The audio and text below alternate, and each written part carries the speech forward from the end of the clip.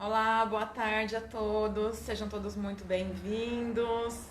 Vamos começar uma live hoje com o Dr. Raimundo. Deixa eu fixar o tema aqui, vamos esperar o pessoal entrar. Vamos tentar convidar o Dr. Raimundo. Hoje a gente vai ter uma live super especial sobre direito coletivo do trabalho, em época de pandemia. Teremos uma conversa bem legal com o Dr. Raimundo, mais de 30 anos de experiência no direito do trabalho, em direito coletivo do trabalho. Vai ser um bate-papo bem bacana. Vamos esperar o pessoal entrar aí. Vamos ver se consigo convidar já. Dr. Raimundo. Deixa eu chamar ele aqui, já deve estar entrando. O Dr. Raimundo, ele tem uma experiência muito grande nessa parte de direito do trabalho e direito coletivo do trabalho, né? Ele é procurador aposentado do Procurador Regional do Trabalho aposentado.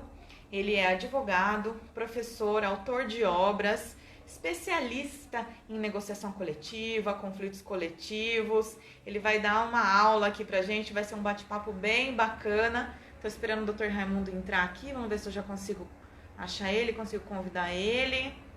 Ainda não, vamos ver. Deixa eu chamar ele aqui.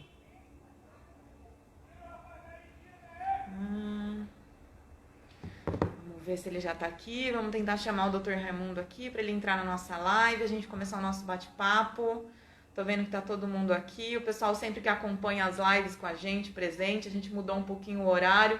Tava fazendo de noite, resolvemos fazer de tarde. Sexta-feira à noite, achei que ninguém ia estar muito interessado em direito coletivo do trabalho, né? Boa tarde, doutor Matheus, a Renata. Tô esperando só o doutor Raimundo entrar, a gente já começa.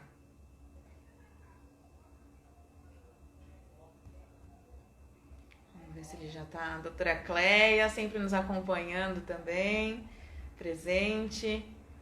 Vamos ver aqui se ele já está entrando. A gente vai começar, a gente vai falar de direito coletivo do trabalho em época de pandemia, com um especialista, Dr. Raimundo, mais de 30 anos de experiência nessa área. Vai dar uma aula que tenho certeza que vai ser muito interessante, vai ser imperdível quem conseguir acompanhar a gente até o final. Vamos ver se ele já entrou aqui. Doutor, não, ainda não. Tô tentando chamar ele aqui, vamos ver se ele nos acompanha. Vamos ver, pessoal, só mais um pouquinho de paciência, eu tô tentando chamar ele aqui, vamos ver se a gente consegue incluir.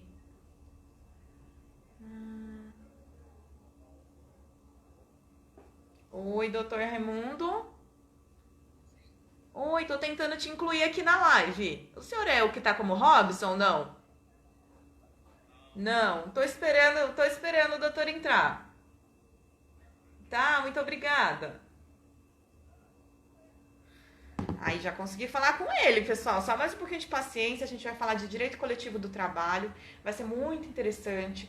O doutor é especialista em negociação coletiva, em conflitos coletivos, mais de 30 anos de experiência em direito do trabalho, procurador regional do trabalho aposentado, advogado, doutor, palestrante, professor, autor de algumas obras. Vai ser uma experiência bem legal aqui. Tô esperando ele entrar ao vivo aqui. Tô só acompanhando quem que tá aqui com a gente. Doutora Stephanie, sempre presente. Doutora Cleia. Matheus. Matheus, seu canal tá muito show no YouTube, viu? Parabéns. A Cristina tá aqui com a gente também. Vamos esperar o doutor entrar aqui. A gente vai falar de direito coletivo do trabalho para quem tá entrando agora. Alguém me pediu a solicitação de participar aqui e me confundiu. Achei que era o doutor entrando com outro nome. Mas eu já falei com ele, ele já deve estar entrando. Vamos esperar aqui mais um pouquinho. Ai, ainda não tô conseguindo. Será que o doutor tá aqui? Ah, entrou, doutor. Vou conseguir te incluir agora. Vamos lá. Doutor Raimundo me concedeu a honra de aceitar esse convite aí para falar com a gente. O convite, doutor. Vê se aparece a aprovação aí, já entra ao vivo com a gente. Aí. Olá, doutor, tudo bem? Olá, estou só acertando a câmera aqui. Tudo bem, doutor Raimundo? Tudo ótimo. Tudo bom, tudo bem. Conseguimos conectar aqui. Eu estava Isso. falando para o pessoal que a gente vai falar de direito coletivo do trabalho. O doutor me deu a grande honra de aceitar esse convite, de participar aqui com a gente, né? A honra é minha. Ah, muito obrigada. Diga uma É, coisa, dê uma olhadinha aí na câmera se está funcionando bem. tá funcionando bem. O doutor só tá de lado, mas se o seu celular Isso, ficar, é consegue isso que eu parar quero. com ele? Tá, deixa. Aí, vamos. Não está aceitando? Espera aí. Não tá parando? Não está aceitando virar. Deixa eu deixar de pé mesmo. Tá.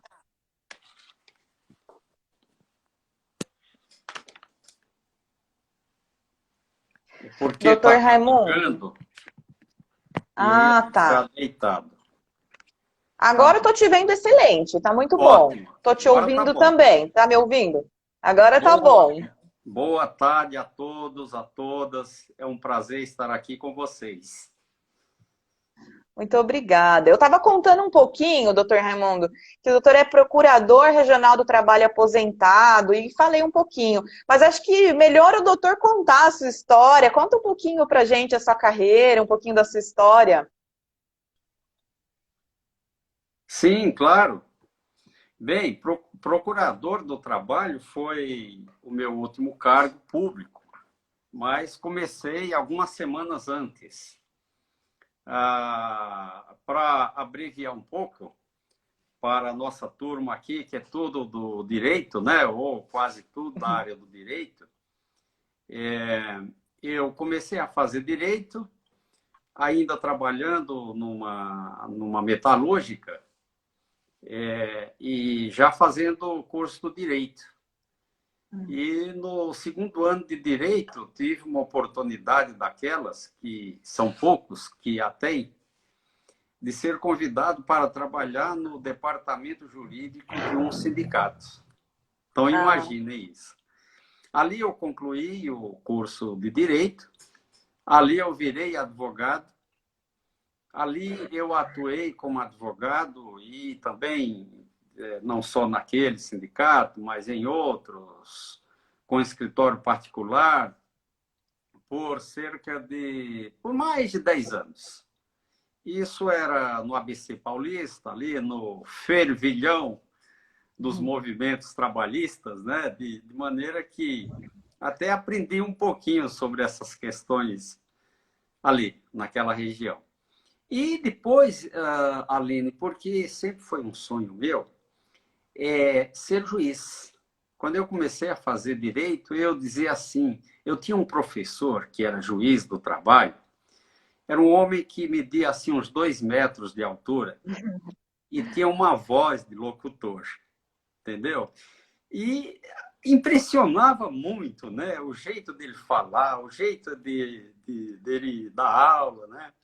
É, as histórias que ele contava sobre os processos, né? E ele sim. ainda convidava os alunos para irem ver audiências. E ninguém ia. Mas eu ia. Nossa, Eu sempre ia, sabe? E aí eu dizia, eu quero ser juiz. Mas terminei a faculdade, entrei na advocacia, assim, com muita ênfase, com muito trabalho, uma loucura daquelas. E não tinha condições de estudar, realmente. E eu dizia, eu entendia que eu não tinha condições de estudar. Mas eis que um dia lá, depois de 10 anos de advocacia, um amigo meu, um perito judicial, que era nosso assistente, sabia desse sonho, e ele via aquele meu desespero, né? Era prazo para cá, aquela loucura que todos os advogados conhecem, né? Aí sim. ele pediu que queria conversar comigo. E eu, meio de cara fechada, não queria muito, porque eu precisava fazer processo. Mas no final das contas eu atendi e em uns 10 minutos ele me convenceu que eu deveria arrumar tempo para estudar, para fazer concurso. Não dei bola, mas depois de um mês, 2 meses, eu refleti sobre o que ele disse e arrumei tempo. Arrumei tempo, 5 da manhã eu acordava, 5h30, começava a Nossa, estudar. muito E, esforço, né? então, porque ele dizia assim, tem tempo, como que não tem? Arruma, né? Eu arrumei dessa forma, e isso é até bom para quem está nos vendo e tem essa pretensão. E através desse método, em 2 anos, eu passei em 2 concursos. Passei no concurso de juiz do trabalho, que era o que eu queria, e passei num outro, que não era assim o que eu tinha em mente, que foi para o Ministério Público do Trabalho. Aí eu tive agora uma outra dificuldade, porque eu fiquei numa dúvida tremenda de ir para a magistratura do trabalho ou ir para o Ministério Público.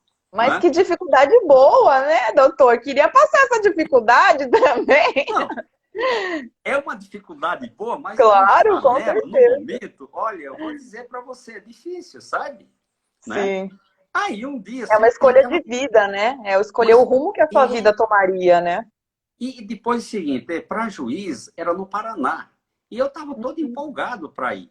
Mas Uhum. como membro do Ministério Público, eu tive uma boa classificação e poderia escolher em qualquer lugar do Brasil. Aí Nossa. eu escolhi a 15ª região, Campinas, interior, e ali entrei e fiquei por 20 e poucos anos. Me aposentei e voltei à advocacia. Eis um pouquinho aí da história. E nesse período também que é interessante.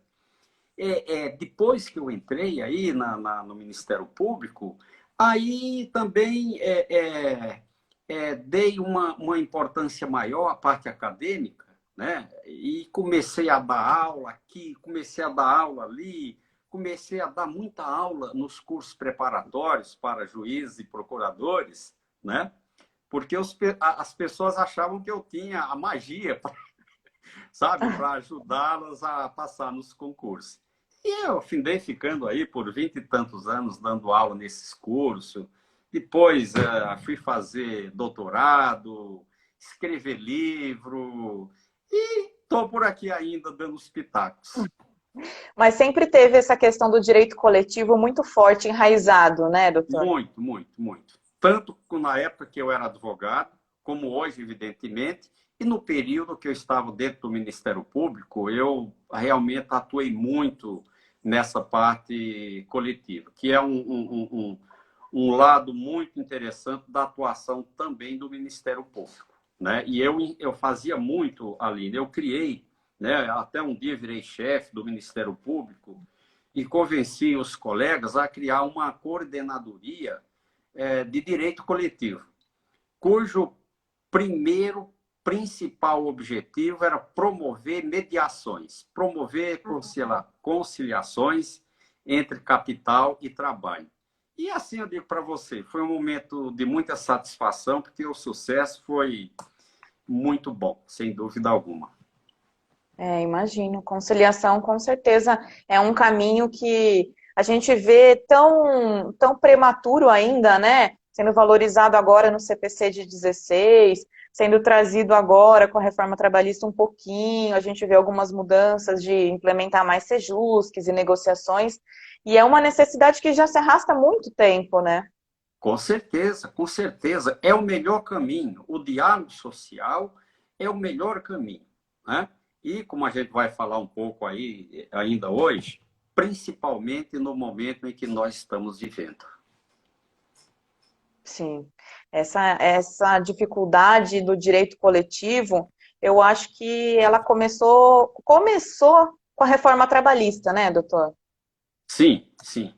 A reforma trabalhista foi até algo interessante, né? Porque a reforma trabalhista de 2017 veio com o propósito de modernizar as relações de trabalho, né? Como se dizia, e criar empregos, né?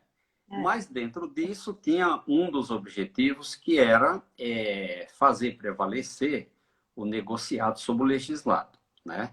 E aí se dava muita importância, se fazia um discurso muito bom sobre a negociação coletiva, que é sempre bom, quer dizer, defender negociação coletiva, defender a liberdade sindical, isso é o sonho, né, de uma sociedade democrática.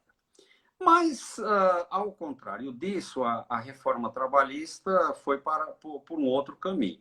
Aprovou realmente o chamado negociado sobre o legislado, mas esqueceu dos sindicatos, esqueceu entre aspas, né? Sabe aquele silêncio eloquente? Porque a reforma trabalhista realmente prejudicou muito os sindicatos, né? Os sindicatos já vinham passando por problemas, porque o nosso sistema sindical ainda é muito atrasado, não ainda chegamos à liberdade sindical verdadeira, né?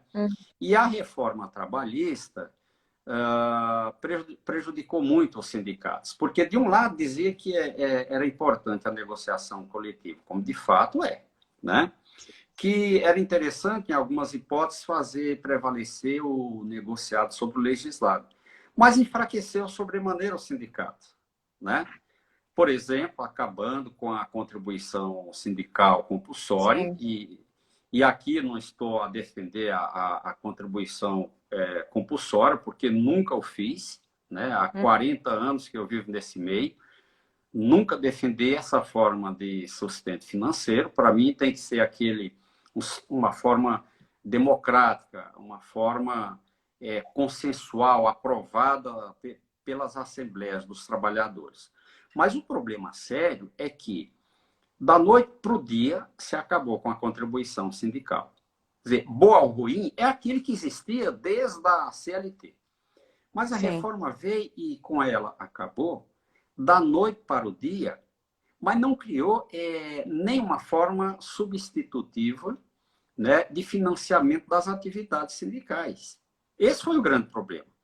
E os sindicatos, para atuarem, para cumprirem o seu papel, que é muito importante, o papel social dos sindicatos é da maior importância, né? Pelo menos num Estado democrático de direito. Você não pode viver num Estado democrático de direito sem instituições sociais, né? E os sindicatos, certamente, que fazem parte das instituições sociais, que defendem a sociedade, etc. Então, o que acontece?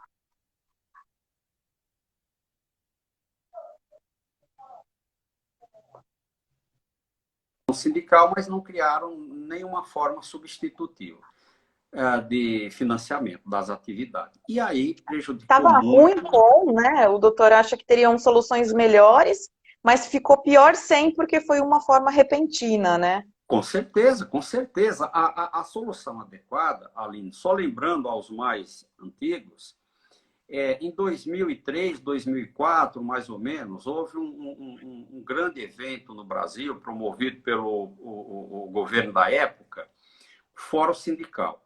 Esse Fórum Sindical durou mais ou menos um ano e tripartite, né?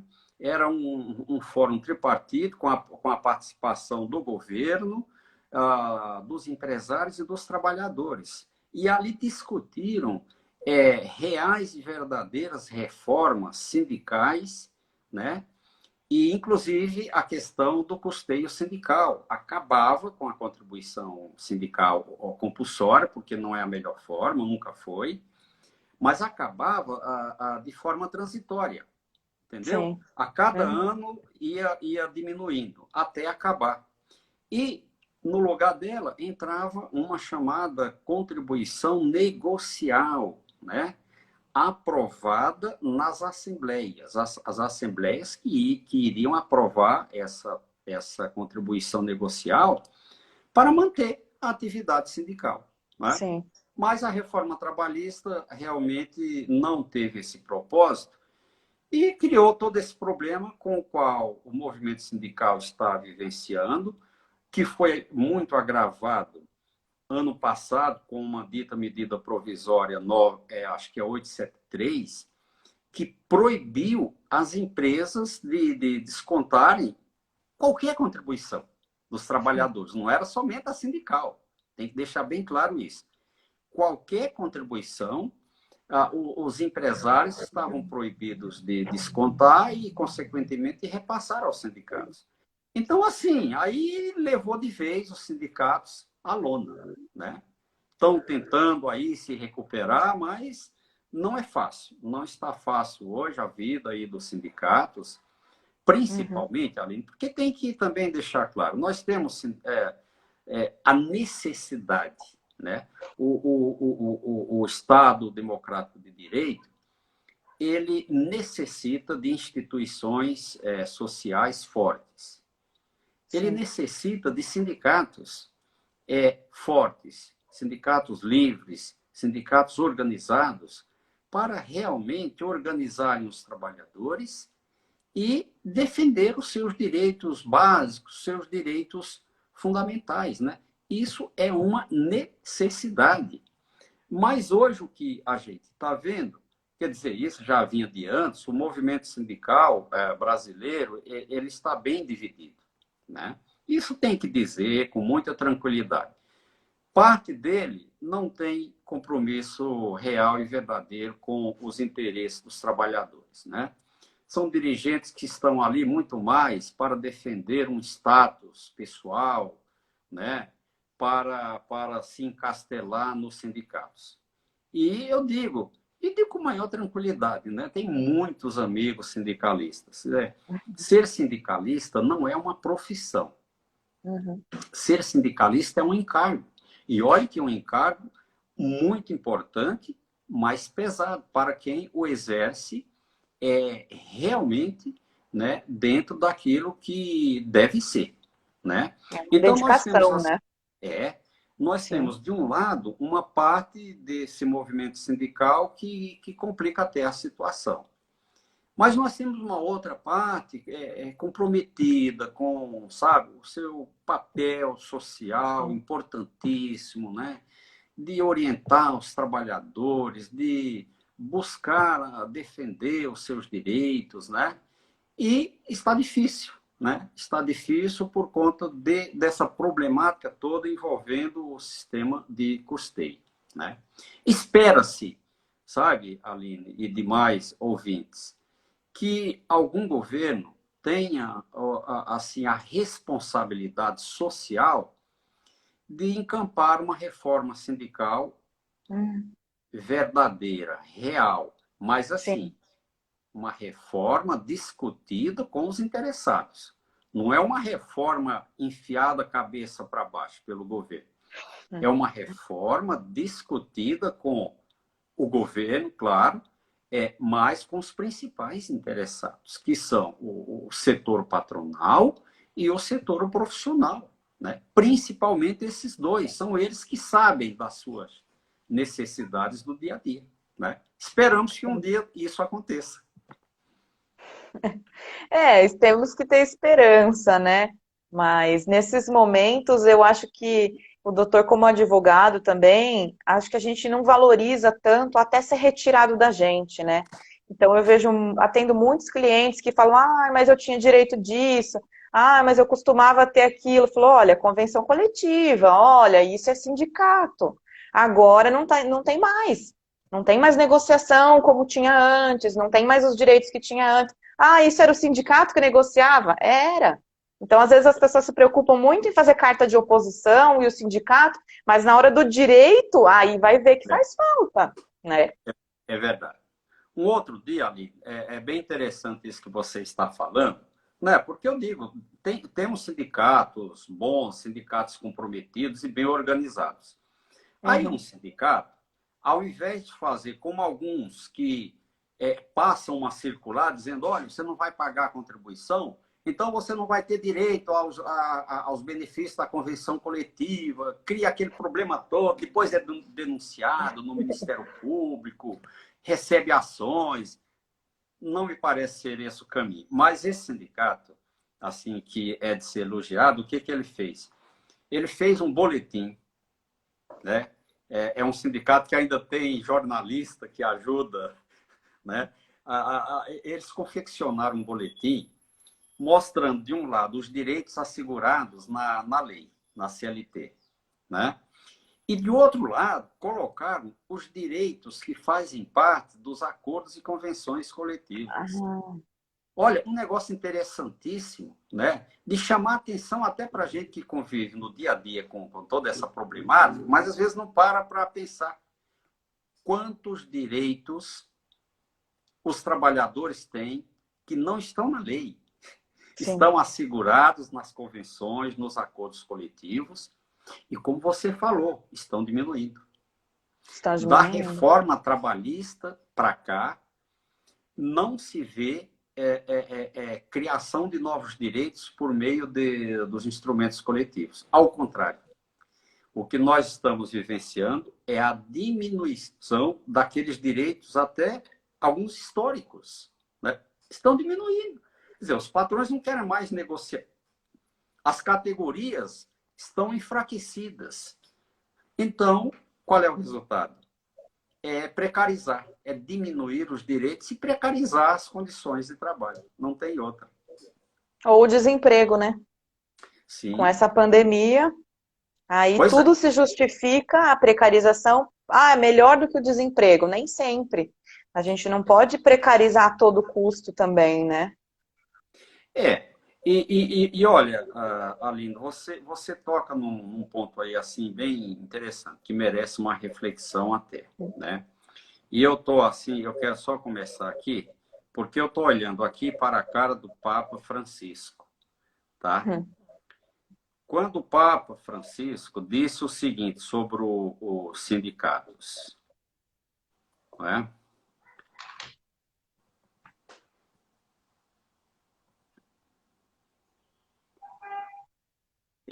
Então ele diz aqui que os sindicatos são muito importantes, são necessários na nossa sociedade moderna. E ele aqui complementa, dizendo, em nossas sociedades capitalistas avançadas, há entidades sindicais perdendo a sua natureza profética, né?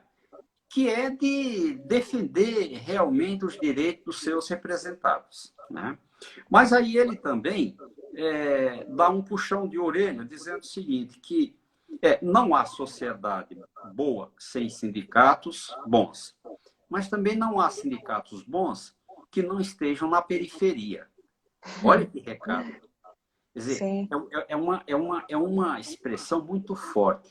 Não há sindicato bom que não esteja nas periferias. O que o Papa Francisco está dizendo? Ele está dizendo assim, olha, o sindicato é importante, mas o sindicato tem que estar na periferia. O que é estar na periferia?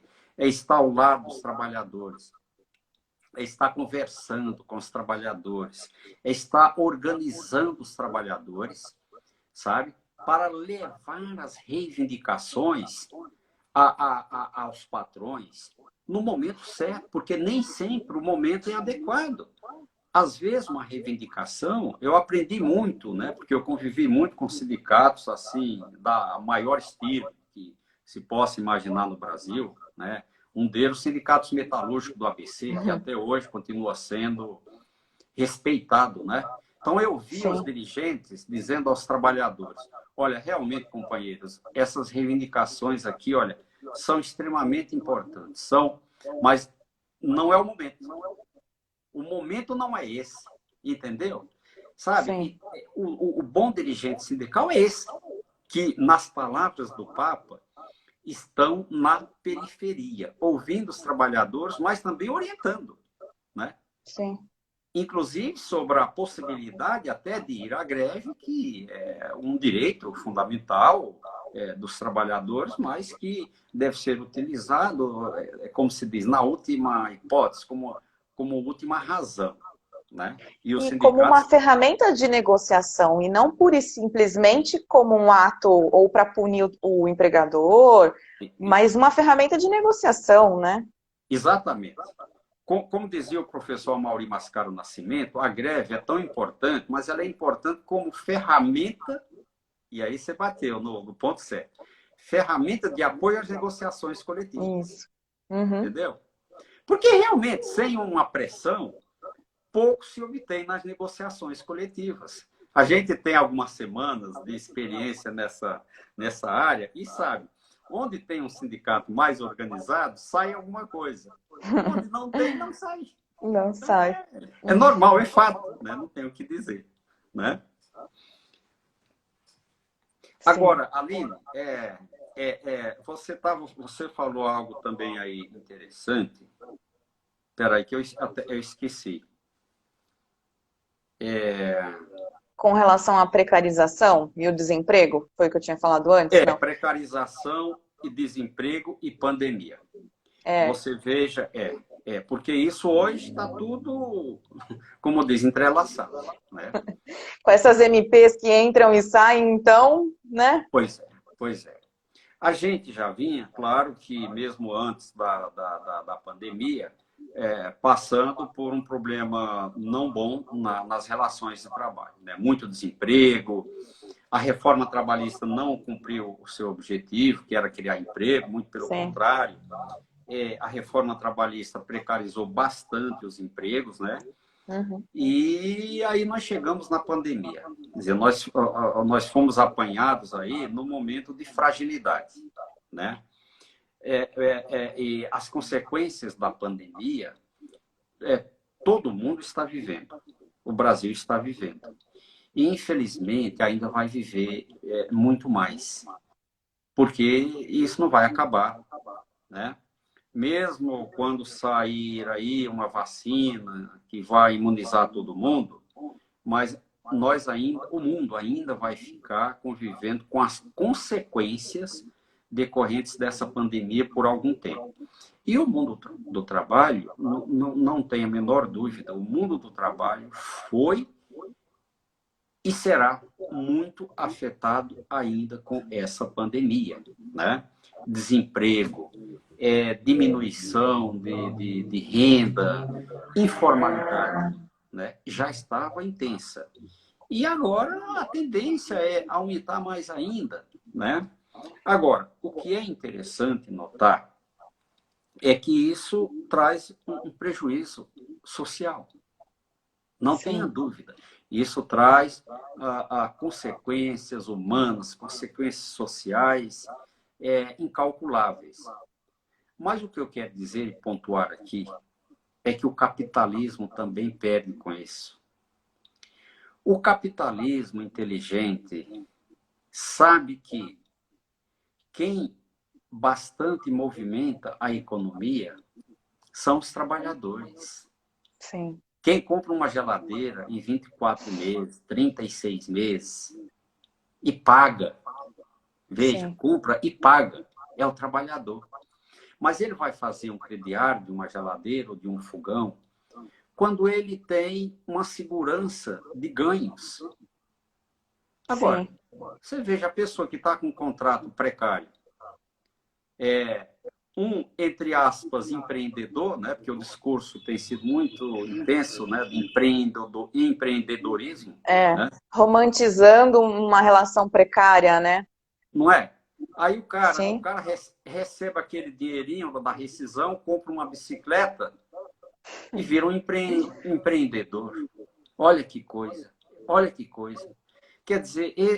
Trabalha 15 horas por dia, né? Sem salário, sem garantia nenhuma, né? É o empreendedor.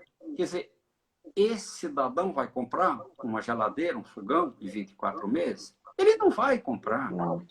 Sabe, Aline? Então, e se ele não compra, quem é que perde com isso? A sociedade, claro, mas o próprio capital. Então, o capital inteligente já está vendo que em alguns países já estão até mudando. Em Portugal, antes da pandemia, eu estive lá participando de uns eventos e estavam discutindo uma volta, uma melhora da proteção trabalhista. Porque eles diziam, olha, os contratos precários têm como consequência a diminuição do consumo. Ora, a diminuição do consumo é ruim para a sociedade, mas é ruim para o capitalismo.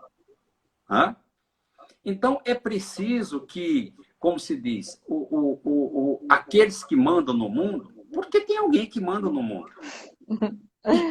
Tem. Quer dizer, não sou eu, não é você. Isso eu tenho certeza. Os nossos ouvintes. Quem manda no Sim. mundo, principalmente depois daquele chamado Consenso de Washington, que ocorreu em 1989, né? Quem manda no mundo é o poder capitalista financeiro, né? Naquele dito Consenso de Washington, já estabeleceram ali algumas linhas, né? Inclusive para o campo trabalhista. Diminuição de direitos, né? Afastamento do Estado, veja, afastamento do Estado, retirada dos subsídios, enfraquecimento das instituições trabalhistas que atuam na área, tanto instituições públicas como instituições civis. E o que a gente tem visto, principalmente nos últimos tempos? Não é o enfraquecimento da Justiça do Trabalho. O Ministério do Trabalho já acabou, né? Foi extinto, vinha acabando aos poucos. Por último, deram o golpe de misericórdia. Os sindicatos que estão nessa situação, né? O Ministério Público do Trabalho, que tem tido um papel muito importante nessa área, mas também está meio, sabe, está sofrendo também, né? Sim. Existe ameaça até, de vez em quando vem à tona, né? Tem que acabar com a Justiça do Trabalho, porque a Justiça do Trabalho não serve para nada. Então, são discursos que têm raízes, sabe? Isso não foi de ontem para hoje, né? Agora, um outro dia, veja como é que é interessante. Eu vi uma manifestação de um dos donos do poder, o presidente da França, Macron, fazendo que, digamos, uma meia-culpa e dizendo que é preciso que os estados fortes pensem melhor nas questões sociais, né? Porque uma sociedade mais forte, organizada, e inclusive na área trabalhista, sofreu e sofrerá menos com essa pandemia. Nós estamos vendo aqui. Sim. Os trabalhadores precarizados, os trabalhadores informais, são os que mais estão sofrendo. Alguns não conseguem o chamado auxílio emergencial, pessoas que estão passando fome, diferente de alguém que tinha um contrato de trabalho em vigor, né? De repente suspendeu, mas não suspendeu toda a remuneração, reduziu o salário, mas não tirou todo o salário, tinha um plano médico, continuou com o plano médico. Agora, quem estava precarizado, quem era informal, realmente foram as pessoas que mais sofreram com isso. Então, é preciso que haja, sabe, por parte dos donos do mundo, um olhar mais social, né? Porque o que a gente vê hoje, isso é uma coisa do capitalismo internalizado, é a acumulação de renda, uma grande acumulação nas mãos de uns poucos, né? Sim. Eu, por acaso, agora há pouco de manhã, a gente recebe tanta mensagem, né? E eu recebi uma, assim, dizendo, para que valem os bilionários? Me chamou a atenção, a curiosidade. Sim. Para que valem os bilionários? Poxa, bilionário, poxa vida, o cara bilionário não vale nada para a sociedade, porque ele só suga, ele só ganha dinheiro. Então, ali, a pessoa... E ainda gasta fora, né? Pois é. Né? Falava do aumento de lucro, do aumento de dinheiro, de capital, de bens, dos 100 maiores bilionários do mundo. E depois falava dos 10 bilionários do Brasil, pessoas físicas. Uma coisa assim que você fica de boca aberta. Nossa! E para que serve? Está implantando, está investindo isso, a sociedade está sendo beneficiada com isso.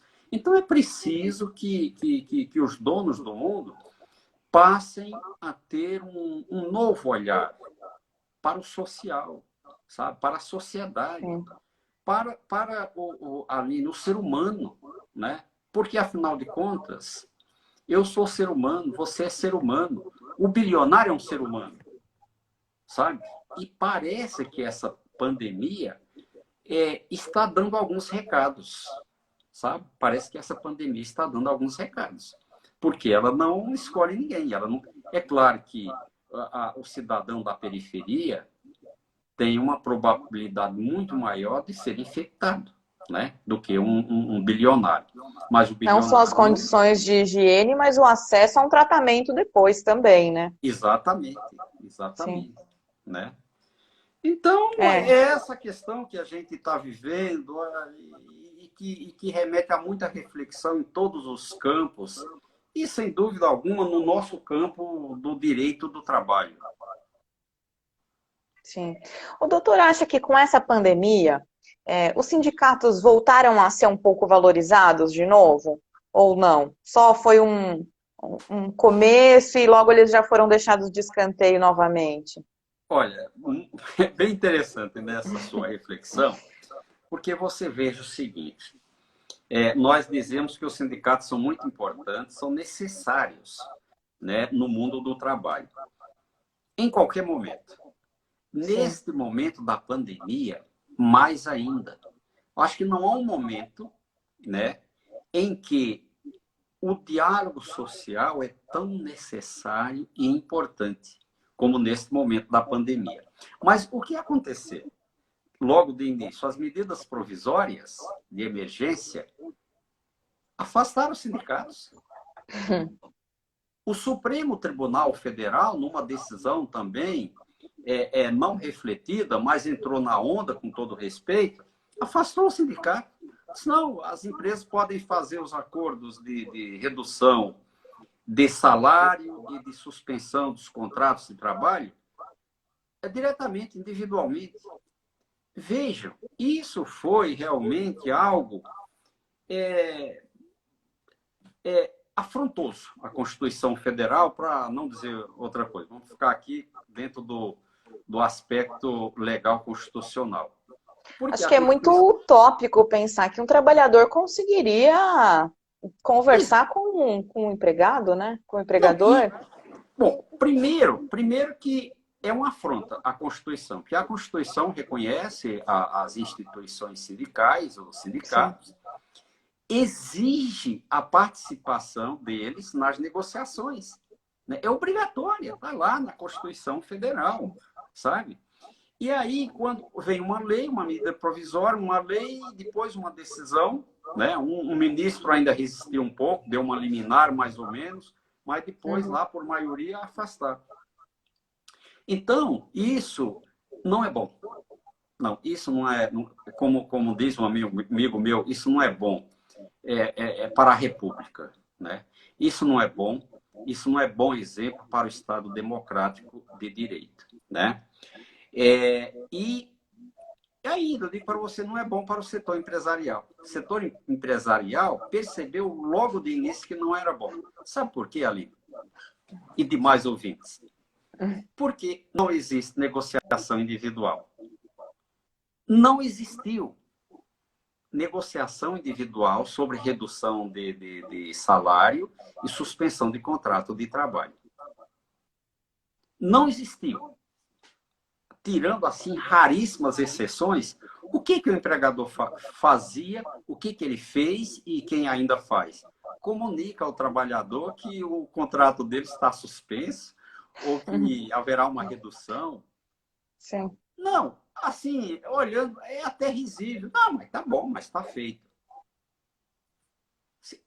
O empresário inteligente, responsável, ele está e bem orientado, e aqui entra o papel do advogado, hein? Bem orientado. Amanhã, esses contratos poderão ser anulados, porque a coisa mais fácil vai ser provar que não houve negociação. Sim. O empregador vai ter que provar que negociou com a Aline a redução do salário. Não vai existir. Então, você está vendo? Isso pode ser um tiro no pé. Por isso que muitos setores empresariais olharam aquilo ali meio de rabo de olho. Não. Sindicato, vem cá, vamos conversar, vamos fazer um acordo coletivo. Daí... Para tentar dar um pouco de segurança jurídica, pelo menos, né? Nesse momento de insegurança. Jurídica, né? num primeiro momento que havia dificuldade, o sindicato não tinha como conversar com os trabalhadores. Imagina, hoje os sindicatos estão fazendo até eleições online, sabe? Estão Sim. fazendo assembleia. No começo, apanharam, como todos nós. A primeira live que eu fiz aqui, por acaso, foi pelo Instagram. Eu e o pessoal da universidade lá no Paraná. Foi assim, sabe, um desespero, né?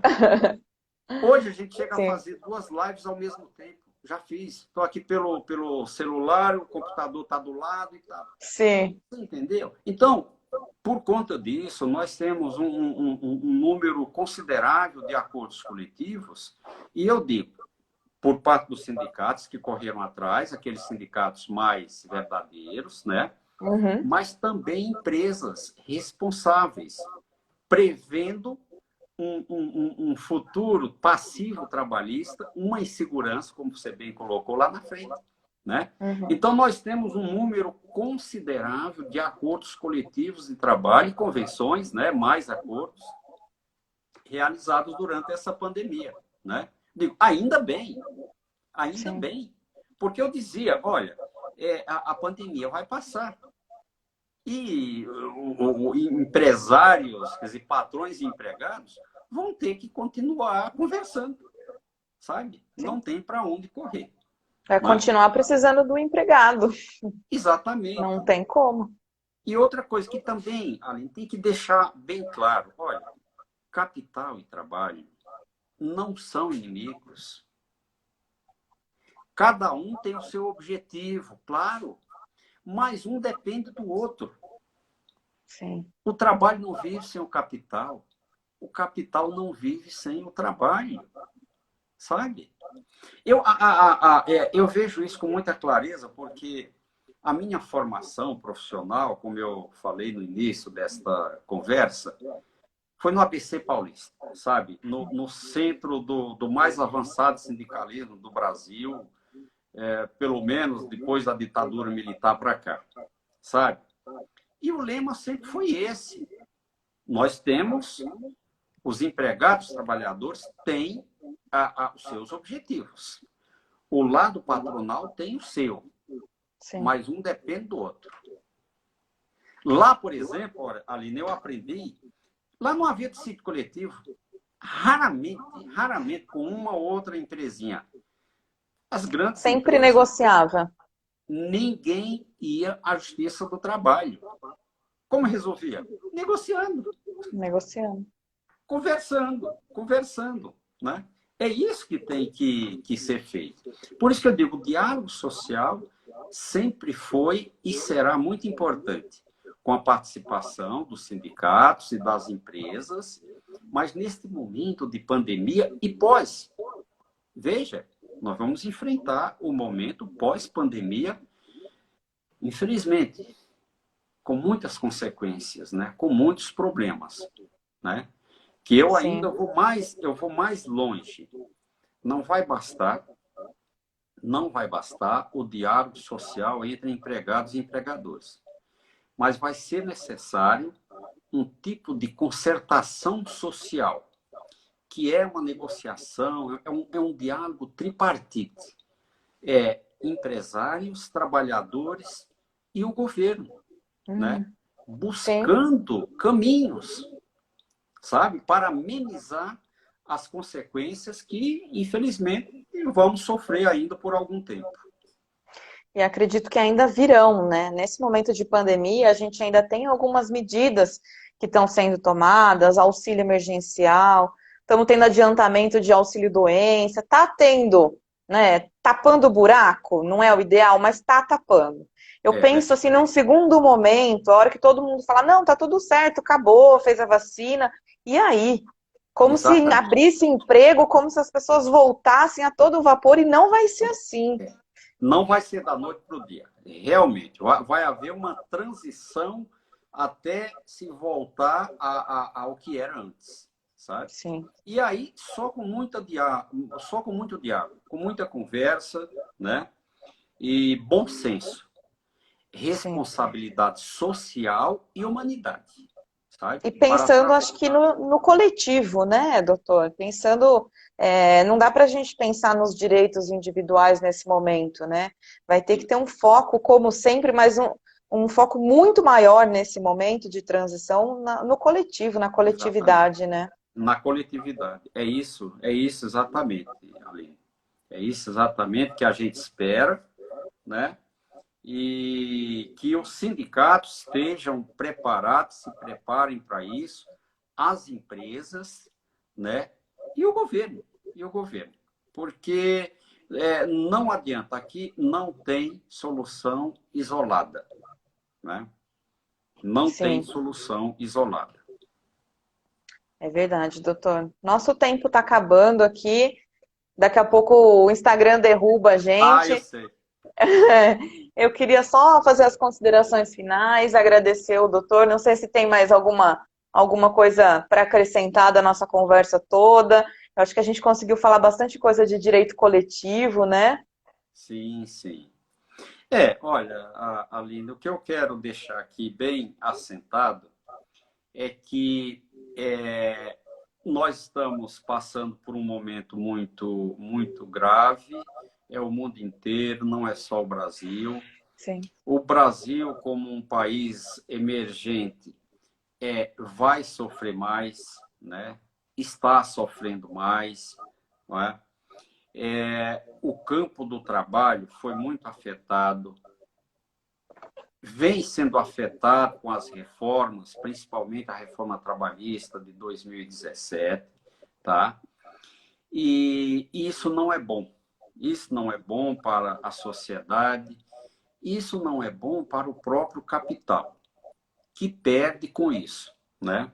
Então, é preciso que se deixe de lado, em primeiro lugar, essa garra de tanta reforma. Reforma que vem só para tirar direitos, sabe? Vamos dar um tempo, vamos botar o pé no chão, vamos abrir um diálogo social verdadeiro. E esse papel é do Estado, em primeiro lugar. Vamos abrir um canal de diálogo entre os principais interessados, né? Vamos incentivar a negociação coletiva. Ao contrário de afastar os sindicatos da negociação coletiva, Sim. como fizeram as medidas provisórias, a lei que converteu as medidas, né, o Supremo, ao invés disso, você tem que buscar incentivar e inserir os sindicatos no diálogo social, juntamente com as empresas, para se buscar em consenso soluções. Muitas soluções que serão necessárias para se passar esse período grave, que é o período da pandemia, e depois, terminada a pandemia, nós vamos ter uma transição, né, para melhorar a produtividade das empresas, né, para criar mais empregos, isso é necessário, né, e pensar em formalizar os empregos, melhorar os empregos, sabe? Porque nós estamos com uma grande precarização em todos os sentidos no campo trabalhista no Brasil. Claro que esse problema não é somente brasileiro, é um problema mundial, mas o Brasil, especialmente depois da reforma trabalhista de 2017, entrou nessa grande onda de acabar com os direitos trabalhistas, diminuir os direitos trabalhistas, flexibilizar os direitos trabalhistas. Não é que não se deva reformar as leis e modernizar as relações de trabalho, né? Mas é que isso é preciso ser feito com diálogo tripartite, Estado, o setor patronal e o setor dos trabalhadores. E você quer ver uma reforma muito importante que pode e deve ser feita desde já? A reforma sindical. Está aí, a reforma sindical, né? Isso é Uma muito necessidade importante. urgente, né? Uma necessidade urgente. né? Mas Eu uma acho que é reforma discutida com uma todos os... mudança de olhar, né? Tem que começar por essa mudança de olhar, de trazer o sindicato numa aliança e não colocar Exatamente. os sindicatos nessa postura de contrária, como se o sindicato não está sendo valorizado, como se ele prejudicasse o trabalhador com uma contribuição. Olha, tiramos a contribuição, como se isso ajudasse muita coisa. Os benefícios que um sindicato efetivo traz são muito maiores do que uma contribuição, né? Claro, claro, claro, claro. E, por outro lado, logicamente que os sindicatos têm que ter muita responsabilidade sobre o seu papel. Porque eu Sim, repito, também. os sindicatos têm um papel social importante, destacado e reconhecido pela nossa Constituição Federal.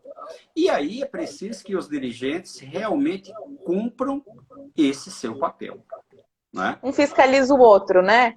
Os sindicatos Exatamente. fiscalizam a empresa fiscaliza o empregado fiscaliza o sindicato. E principalmente os empregados fiscalizam os sindicatos, Sim, né? É exatamente, justamente. é exatamente. Isso é Estado democrático de direito. O resto, sabe, é o faz de conta.